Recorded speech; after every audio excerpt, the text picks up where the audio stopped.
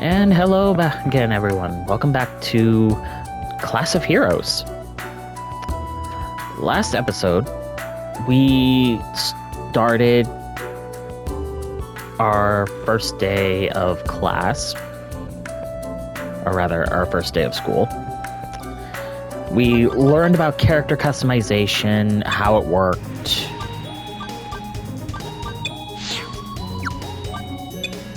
But also, I got one of our classes a better weapon, namely Axel. And yes, I still have this theme. It's going to be a theme for all parties, because I will have more than one. Anyway, this episode, we are going to start doing some of these classes. As you can see, we have a bunch of beginner, intermediate, and advanced. There's also this one, but I'm going to wait until after I get a couple of them, until after I start getting the intermediates and advances done. Because at that point, you will end up going into the dungeons. We may end up going into the dungeons sooner than we expect. All right then.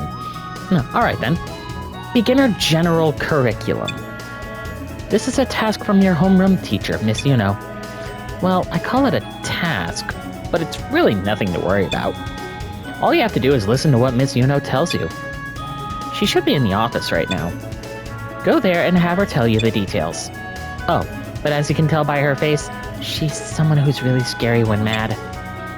You better listen to her if you don't want her to beat you up. Anyway, good luck! Yeah.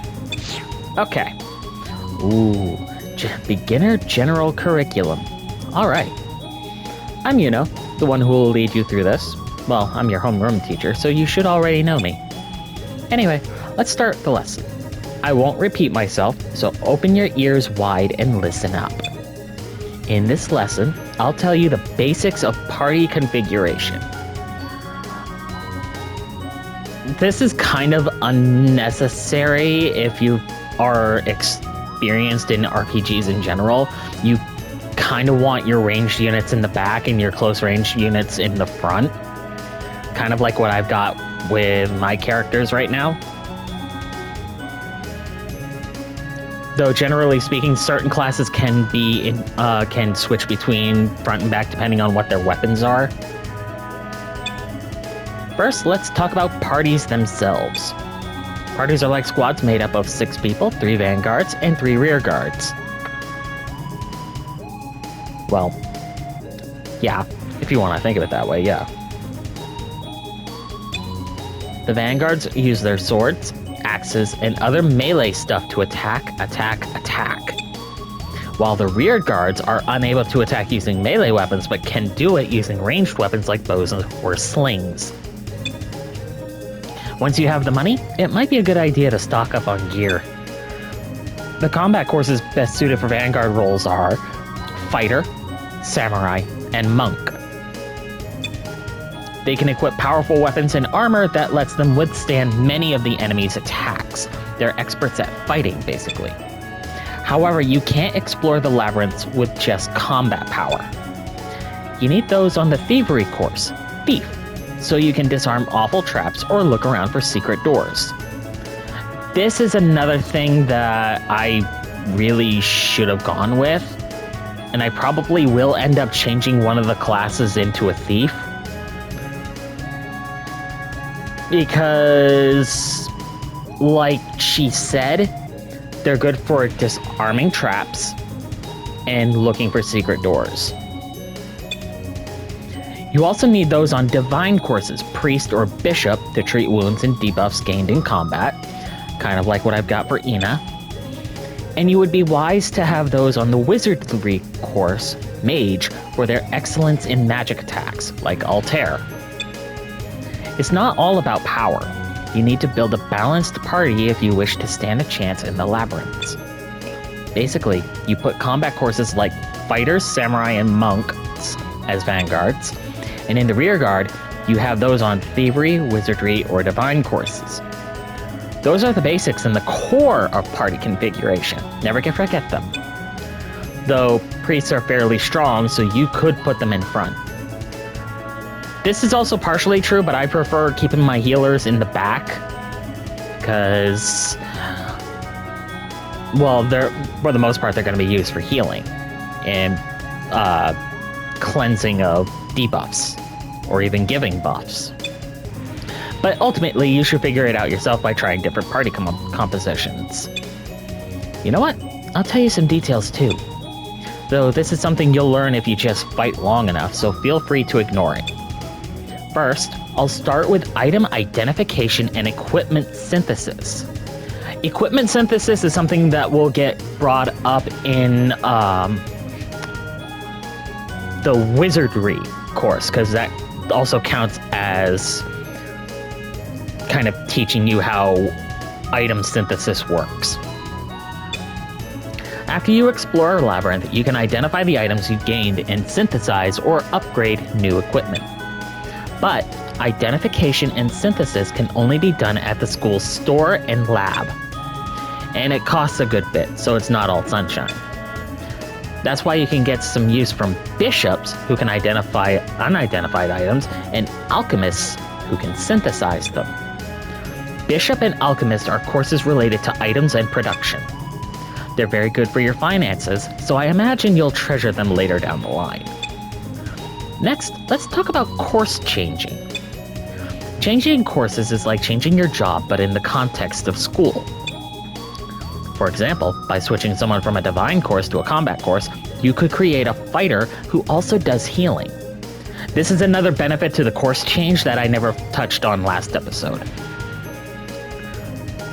Such as, eventually, I'm going to turn Ina into a bishop.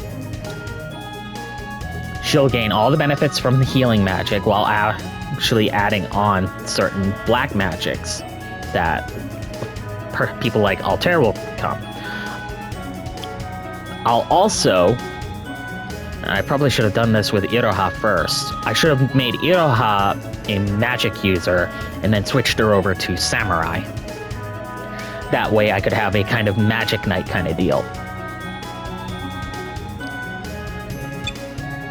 Well, things aren't that easy, of course, and it has its drawbacks. One of the starting drawbacks is that when you do a course change, you go right back to level 1. The second one is, first of all, changing a course cuts the student's HP by about half.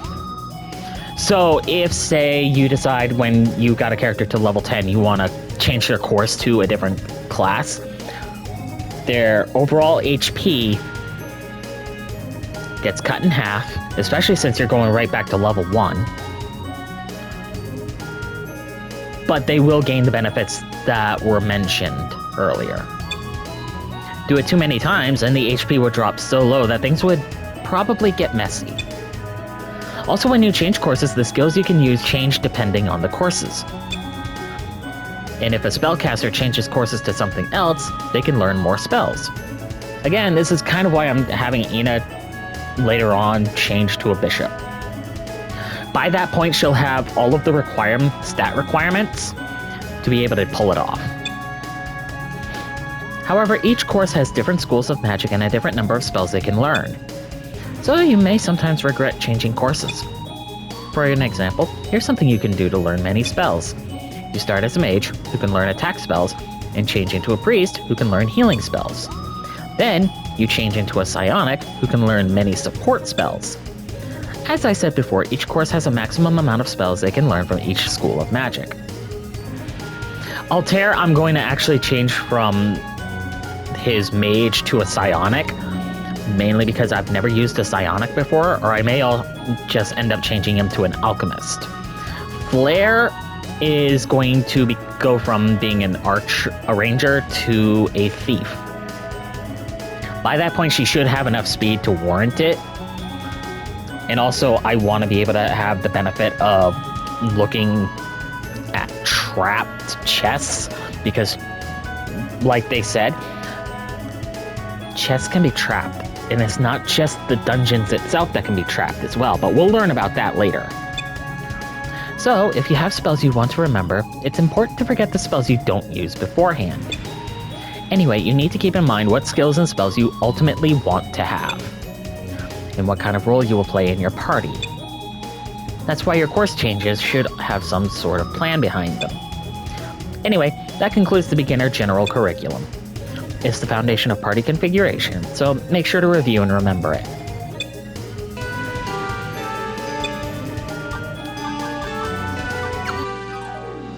I will also have backup party members because there's most likely what's probably going to happen, and this is a risk that doesn't get mentioned until you go to the infirmary stuff, but your characters can permanently die.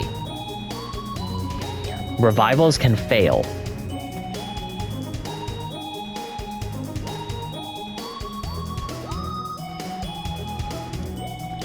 Oh, sorry. I'm still also trying to get over a bit of a cold that I had a few weeks ago. I don't know why it's taking this long. Anyway. Now we're gonna go into the beginner combat. Okay, the beginner combat curriculum. This is a lesson from Miss Rhina. She's in the principal's office, so go to her and take the lecture. I gotta say, she really eats a lot. Apparently she used to be an adventurer, but something happened and she was put under a hunger curse. I don't think this ever gets resolved, this hunger curse, or even how it happened. She was unable to adventure since, and became the principal's assistant. This is also partially not true because she's also your teacher and you go into the dungeons with her. I feel pretty bad for her. Whoops, this is no time for gossip like that. Good luck with the class. In fact, at some point, if I recall correctly, she does personally get involved, and while she doesn't actually become a part of your party, she does actively damage a monster in a cutscene. Welcome, everyone. It's time for the beginner combat curriculum. I just finished eating, so let's get to it. Today, we will talk about skills. We'll begin with the basics. There are two types of skills, active and passive. For active skill examples, there's Rush and Breath. Rush, well, I'll tell you a little bit about Breath. Breath is a skill that is unique to the Diablos and the Bahamut. In fact, if you have a Bahamut or a Diablos or both in the back of the party, they can still attack using Breath if you don't have any gear for them. While passive skills include protection and floating. Celestial passive is floating, meaning they don't take damage from floor traps. Wall traps are a different story though, but we'll get to that whenever. Basically, the things that you do are active, and things that happen by themselves are passive. Skills are further split into different types. There's Counter, Fierce Strike, Spirited Power, and so on. Depending on your course, you can acquire many different skills. Dual Wield can be used by multiple courses, but only Samurai can use Flash Slash. This is another reason I wanted to do the Samurai, because Flash Slash I've never used before and I kind of want to try it out. See how good it actually is. You should pick your courses based on the skills you want to use. Anyway, that covers the individual skills. So let's talk about party skills. Those are skills that are used by the entire party. Something to keep in mind when using them is affinity. So let me explain what that is. The various races have different degrees of affinity to other races. Remember last episode when I was talking about how the Celestials and Diablos don't like each other? This also touches on the fact that it's affinity. Likewise, typically, in a lot of RPGs, dwarves and elves don't like each other.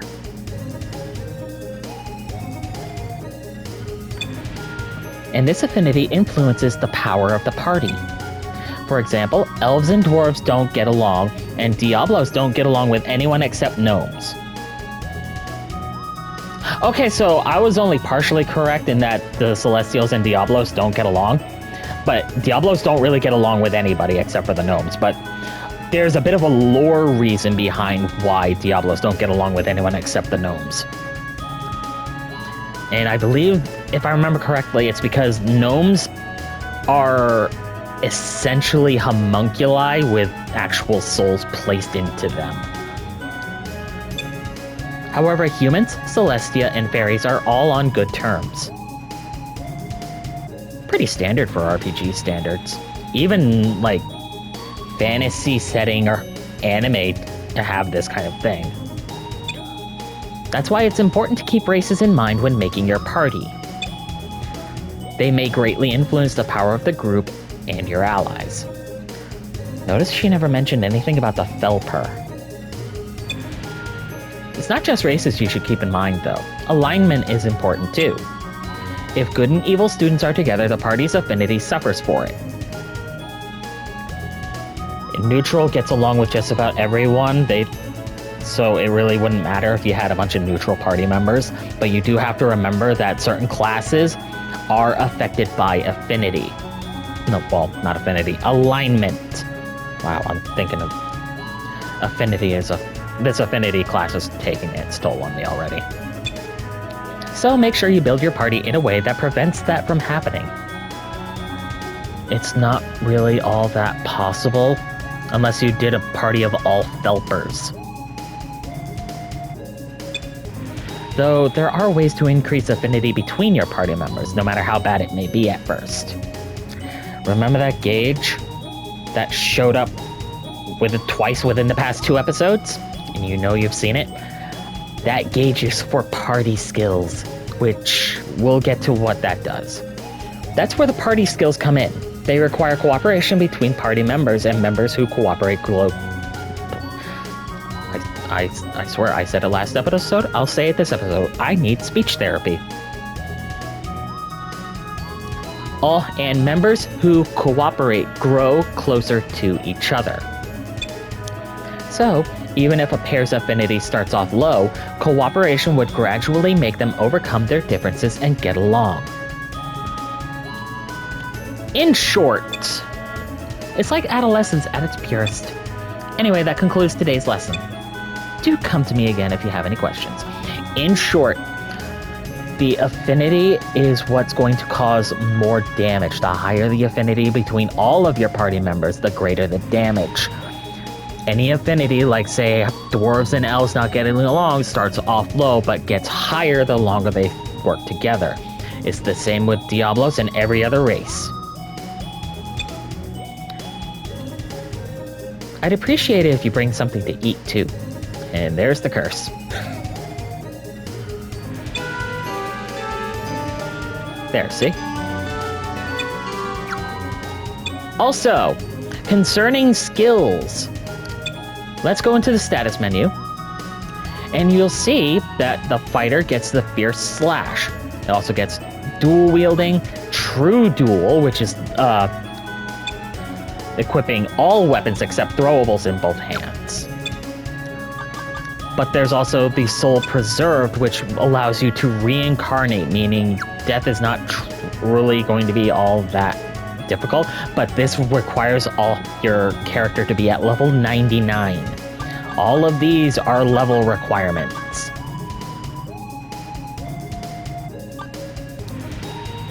And as I said earlier, Celestials get floating as their first passive.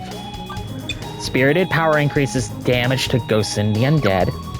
The Desperate Strike allows the user to go all out to deal high damage to one enemy at the cost of reducing your defense to 0.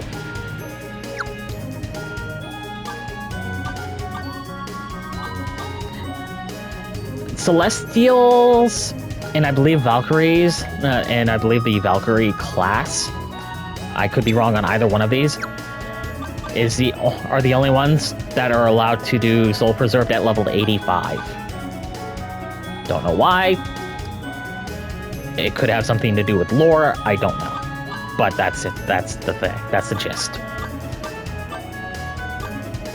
For Felpers, At level 7, they are allowed to dual wield. I'm going to recommend you dual wielding katana style weapons. Because yes, there are bits of Japanese weaponry in this game.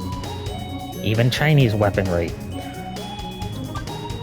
The Flash Slash, which attacks all enemies in the front row. Because much like in an original like in the party setup, enemy party setup is front row and rows behind it. There can be at least, I believe, there's a minimum of 1 row for the enemy setup, and a maximum of I believe, 4 rows. Felpers can soul preserve at level 87. Now, the Ranger gets Thievery Mastery. Oh, right. Rangers and Thieves both have Thievery Mastery. So even if you don't get a Thief, if you get a Ranger, you won't have to worry about the traps. It makes sense in the way that when you've got a Ranger, they're looking out for your party at a distance, or they're or something else. But they also have Lock On. But these are the only skills that they're going to have for a long time. As for the Mage, they deal more damage to the elemental and magic entities, while also having floating, which I did not know, but then again, I never used a gnome. So they also have protection, which prevents incapacitation from a single attack, meaning 1 hit kills you are protected against. Amplify Magics is a skill, I think, is passive, where magic attacks are 2 times stronger. And then there's Soul Preserved. Now, as for the Priest, as a Priest, you obviously do more damage to ghosts and the undead. But you also have MP Regen, which restores MP while walking. This is a good skill to have once you get to level 7. At level 13, you're able to focus magic on an ally and exchange your MP for theirs. So, if you have an ally that has no magic left, but your priest does, you can use this skill to change the MP mounts. Switch them out. As for items, well, we'll get to that soon. So, let's go to the library. We'll do Beginner Thievery, because this is going to involve going to the shop. This is a task from Miss Nauman. That name gets me every time. I don't doubt her eye for items, but the way she talks is a bit much sometimes. Don't tell her I said that, though. She's at the store, so go there and report to her. Anyway, good luck. I think she is my least favorite character, our little librarian girl. I'm not a fan of her. But anyway, the campus. Yo, I've been waiting for you. Anyway, let's start the Beginner Thievery curriculum lesson. This one will be really basic. If you don't even know the value of the items you get from treasure chests and monsters, you're not even worth my time. Let's do this. Question 1. How much is a dagger worth? If you sell a dagger, it is worth 10 gold. Buying one is 100.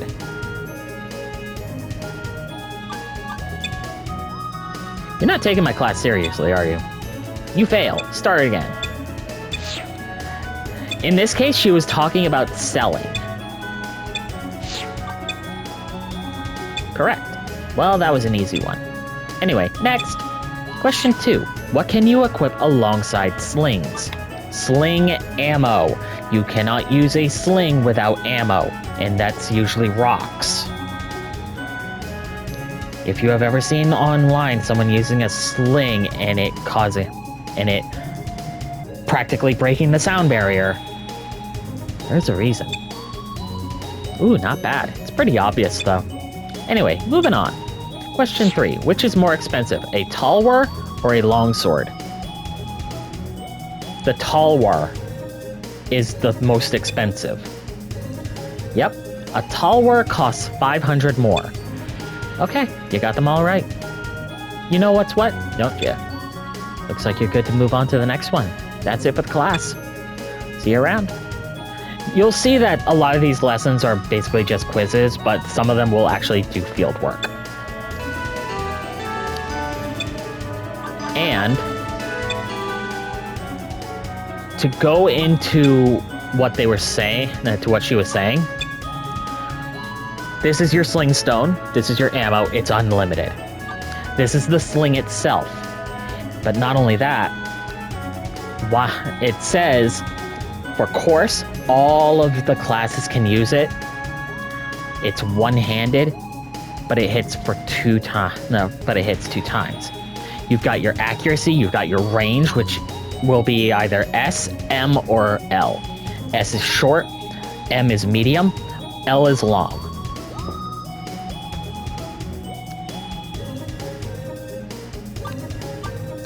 We also have axes, which I already gave an axe to Axel.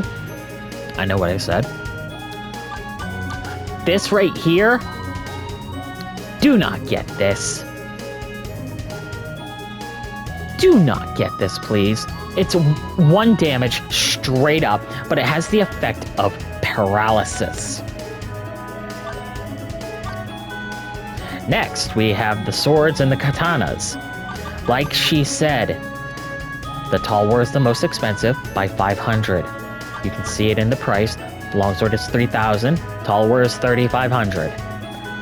But both of those are still less expensive than the ninja sword, which can only be used by the alchemist, the samurai, and the ninja and kunoichi. I'm going to try and get a ninja sword for my Iroha. And probably a long sword for my Ikanata. I've already got Axel on an axe, and he's going to be my axe user. Eventually, I will get the tomahawk. Just for this school anyway. There's 2 other schools that was mentioned that you can go to that also have shops and lessons that can be taken. But we'll get to that when we do. We also have the rods and the poles, such as the staff, the club, the mace, which I'm going to have... Actually, I'm not going to have anyone. Well, yeah, no. I might have someone doing that. And then there's the drawing pole, which is a medium-ranged weapon. Whereas the other 3 are only close range. So I'm going to try and save up enough money. I'll probably off-screen do some dungeon crawling before doing more lessons, but at the same time, I don't really know if I should. There are certain enemies in the dungeons, even at level 1, you could lose to. Then we have the whip, which, for whatever reason, a boomerang counts as a whip.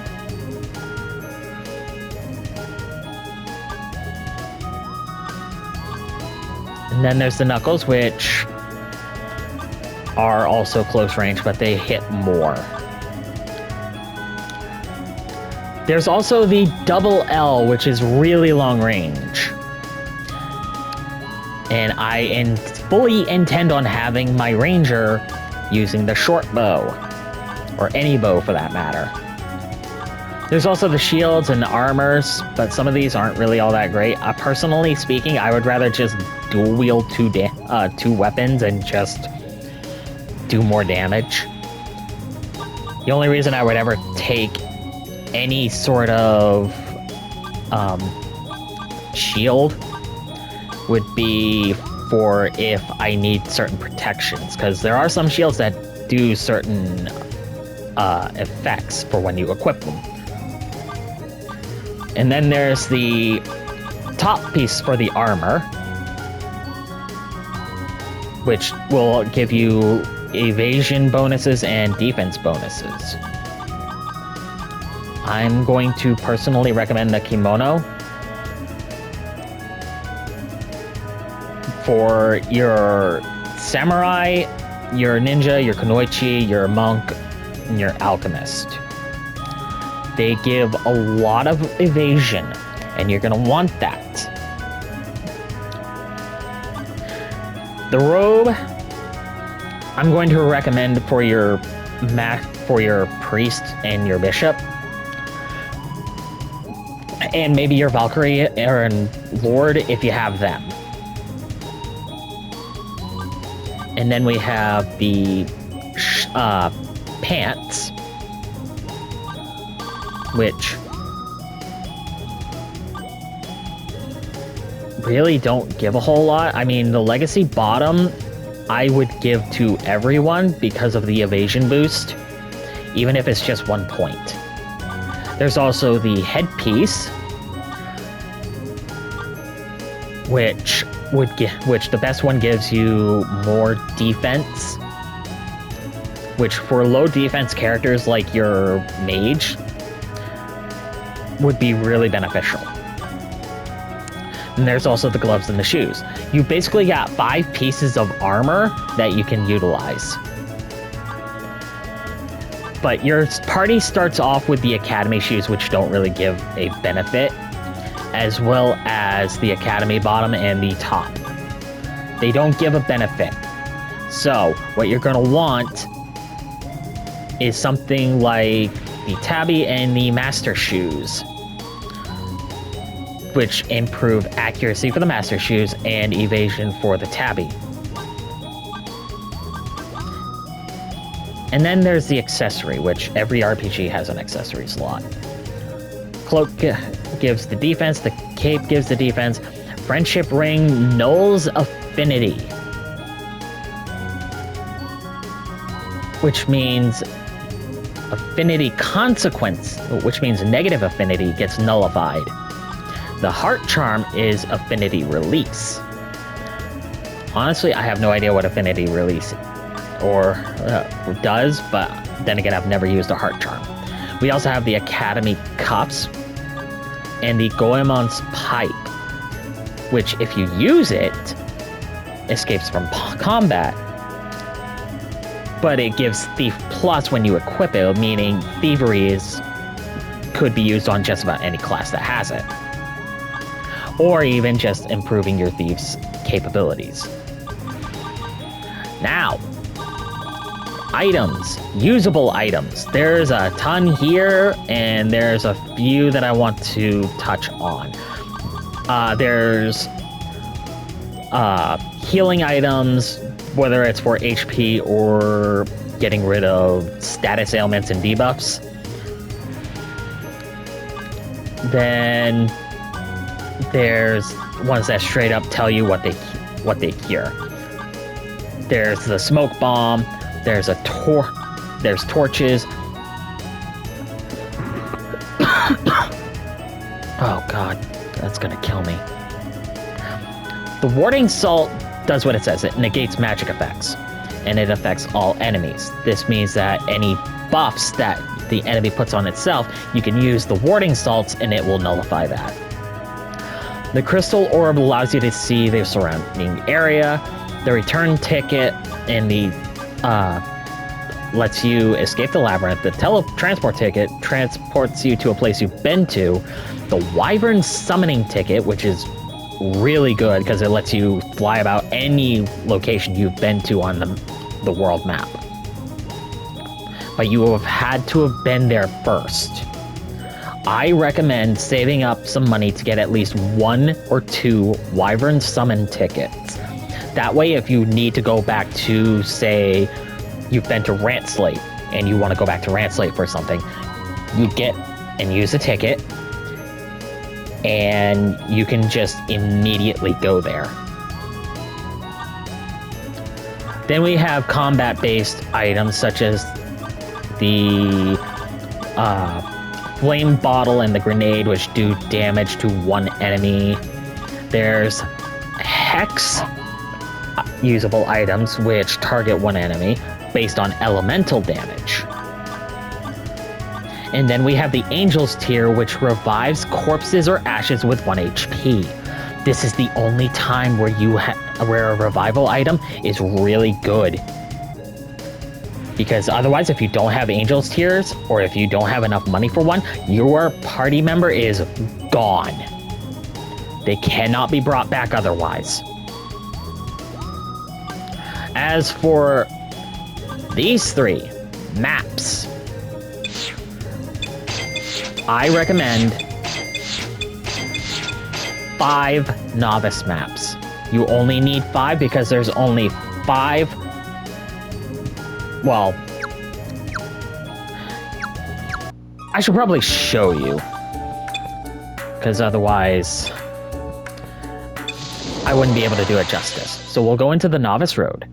While in dungeons, you can use L1 and R1 buttons to move to the sides, and by pressing and holding X, you will open the Exploration menu, from where you will be able to retrieve dead allies or investigate the surroundings. Also, while dungeons are labyrinths that randomly shift, placing a party in them will fix the dungeon's structure.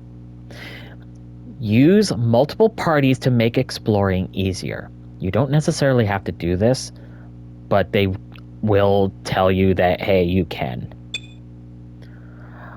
The reason I went into this dungeon with 5 maps is because, yes, they randomize, but also at the same time, the maps themselves, the floors themselves, are not random. For Novice Road, you get 1 floor, the middle floor, and then another floor, and then you're right back to Particus Academy. But it has 5 different layouts, and only one of them is static, and that is the middle floor. The other full floors shift and change in order. This orb right here can be used to pick up items that you've either thrown away or you left behind in the dungeon. You can also go immediately back to Particus Academy no matter what dungeon you are in. This will immediately teleport you there. This is only at the beginning of a dungeon or at the end. And this is true for whichever way you're going, whether it's like, say, from Particus, you're going from Particus to Holdia, or going from Holdia back to Particus.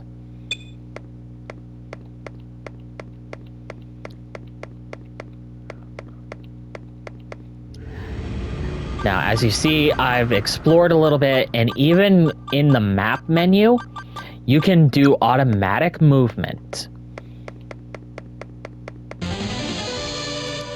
And as for combat is randomized. You will not ever see enemies out in the field to encounter unless there is a specific symbol you are looking out for. Our first enemy is the Rusty Metal. These are actually really good for not only getting like a small amount of experience, but also gaining gold directly. Otherwise, monsters, for the most part, will not give you gold. So we have our our menu consists of the party skill at the top for the leader, the attack skill, the defend skill, the defend, using items in battle, changing your equipment depending on what they have in their individual inventories, and then running away. These are all pretty self-explanatory. But a little tip that I can give you is if you hold down either on the, depending on how you're playing this, if you hold down on your directionals and then press your confirmation, typically in this case I use the, since I'm playing this on a PS5, I'm going to hold down on my joystick and press X, it allows all party members to attack. If they have a weapon in the back, they will attack. If not, they will automatically do a defend. That is the default on this.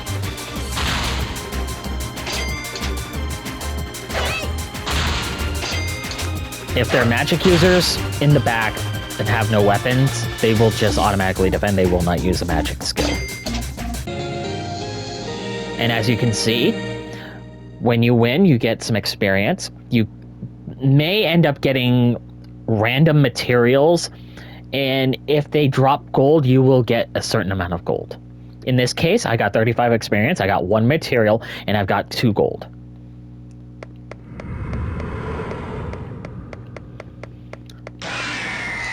And this is the symbol you will be looking for fixed encounters.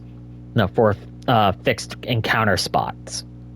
The encounters themselves will be random.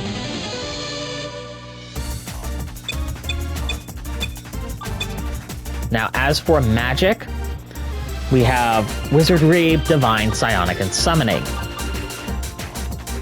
And as for Altair, he's got the Fire spell, he's got Map Orb, which temporarily displays the map, and Slow, which reduces evasion for 1 enemy. And this can be stacked. I do not recommend stacking Slow unless you have a lot of magic points. Since the magic system is based on Final Fantasy 1, you're going to have limited uses for your MP. This gets changed in the sequel, where it's actual an MP gauge and not just point system. And what makes me like the sequel more. As for the divine magic, you've got your heal spell. You've got Lumi, which lights up the labyrinth, but gets affected by a zone that we will go over later. The Wake spell, which wakes up an ally from sleep debuff, and Accelerate, which increases 1 ally's evasion, and like with Slow, this can be stacked. So what I'm going to do is I'm going to increase the evasion of Axel for my starting white magic spell.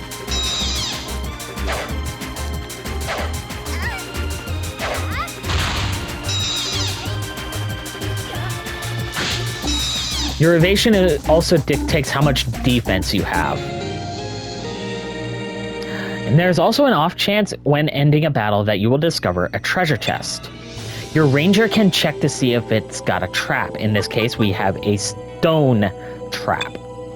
So I'm going to have her try and disarm it. There is a chance that will succeed, but there's also a chance that you will miss, and you will, depending on the trap, either take damage or take a debuff. Or even just flat out die, depending on how far into the game you are.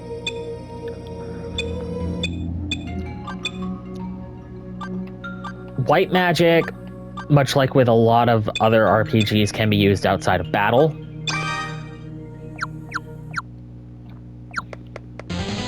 So it's usually a wise idea to try and save up your MP.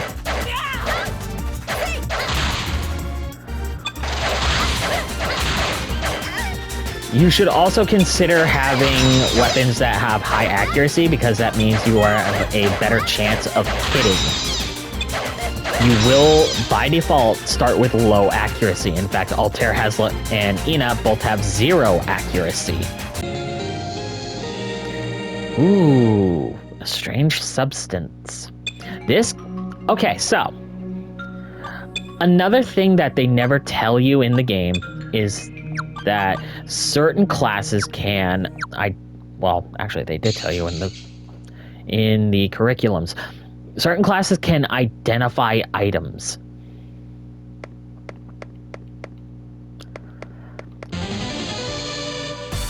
Ooh, burnt coins. Easy to beat.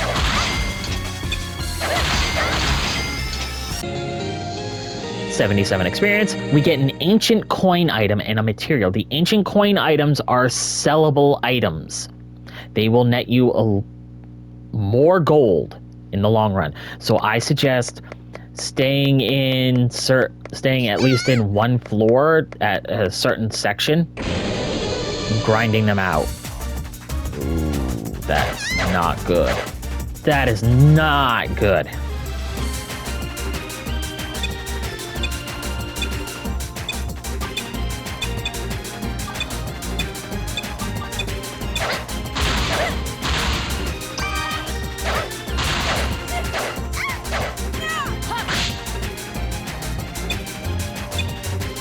That is really not good.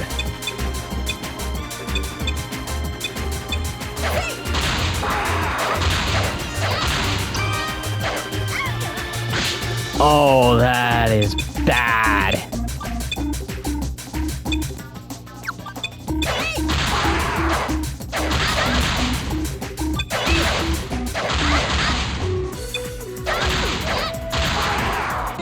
Ooh.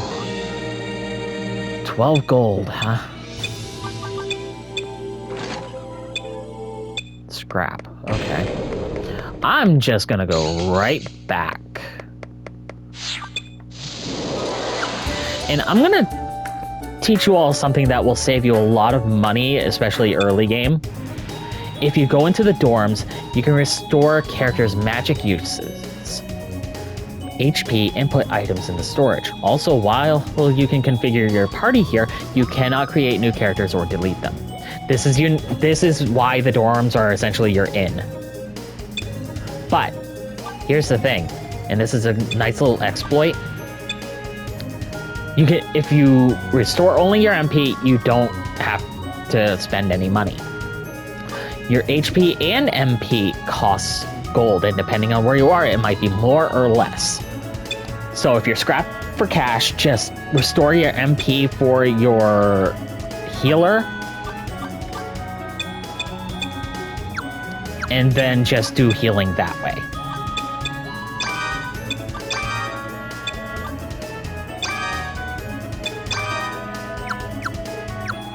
And then just go right back to rest and restore the MP and repeat the process over and over again.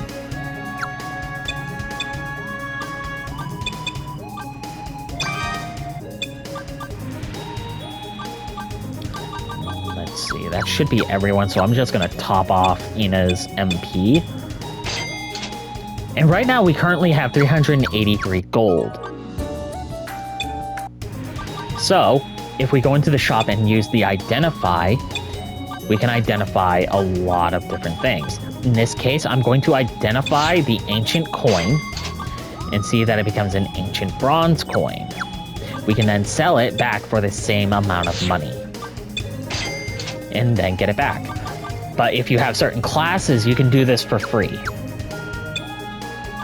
In fact, if I remember correctly,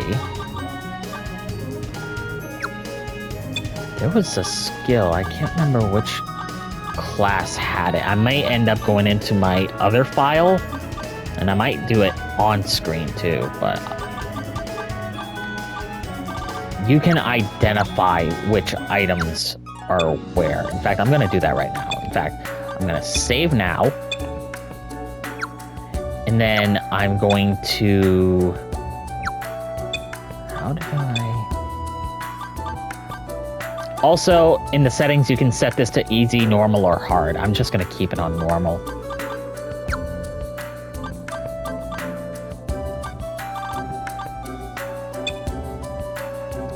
Nope.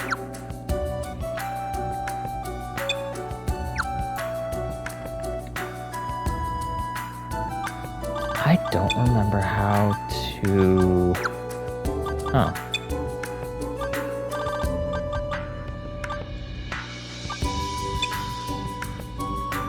Here's where you can view all the controls. This is for in Labyrinth, at the Academy, the camp, in combat.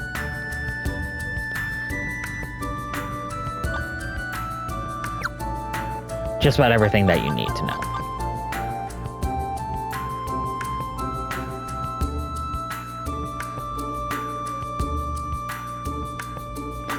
All right. Well.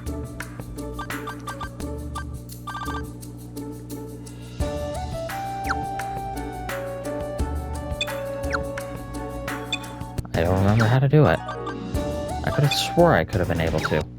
But anyway, that's going to do it for here. Next time on Class of Heroes, we're going to continue doing our quests, or rather our lessons, and we'll actually get into some more combat, and I'll even, maybe off-screen, get a level or two for my characters. Until then, this is Shadow Zotai signing off, and I hope you all have a wonderful day.